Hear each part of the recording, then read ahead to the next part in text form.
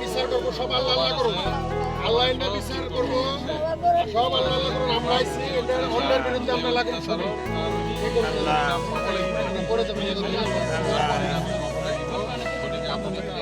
আমাৰ অসম প্ৰদেশ কংগ্ৰেছ কমিটিৰ সভাপতি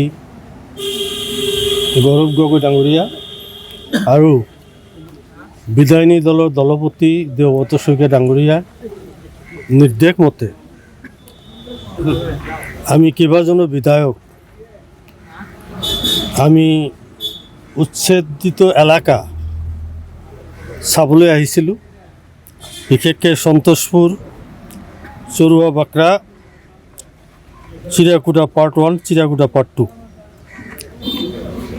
টোটাল 1700 ফেমিলি আৰু patta land holder 1700, allotment land 200 বি। এইখিনি এৰিয়াৰ মানুহখিনিক আমি লগ পালোঁ, কিন্তু যি ধৰণে তেওঁলোকে তাত আছে, ঘৰ বাৰীটো ভাঙি দিছে, তিৰপলৰ তলত তেওঁলোকে বসবাস কৰি আছে।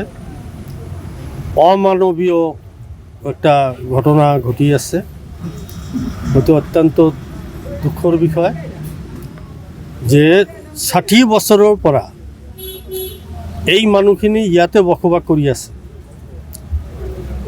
কিন্তু হঠাৎ তেওঁলোকক উচ্ছেদ কৰা কাৰ্যটো একদম অমানৱীয়। কাৰণ তেওঁলোকক অল্টাৰনেটিভ ব্যৱস্থা কৰিব লাগিছিল। যদি আদৱানীক মাটি দিব ইণ্ডাষ্ট্ৰী বনাবলৈ, এই মানুহখিনিৰ কাৰণে এটা বিকল্প ব্যৱস্থা কৰিব লাগিছিল।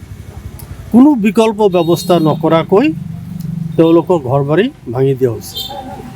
সুপ্ৰিম কোৰ্টৰ যিটো ৰুলিং সেইটো অমান্য কৰি কোনো 15 days ন'টিছ ইছ্যু নকৰি তেওঁলোকে ৰাতাৰাতি ঘৰবিলাক ভাঙি দিয়া হৈছে।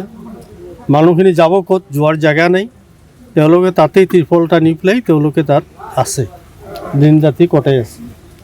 গোটেই মানুহখিনিৰ ওচৰত গ'লোঁ, আমি সমবেদনা জ্ঞাপন কৰিলোঁ আৰু আমাক এটা নিৰ্দেশ দিয়া হৈছে যে আমি বিতংভাৱে এটা ৰিপৰ্ট আমাৰ সভাপতি আৰু CLP লিডাৰক দিবলৈ কোৱা হৈছে।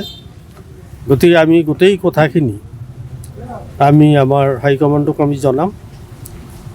ইতিমধ্যে এওঁলোকৰ কাৰণে হাইকোৰ্টৰ এটা ব্যৱস্থা হাতত লোৱা হৈছে।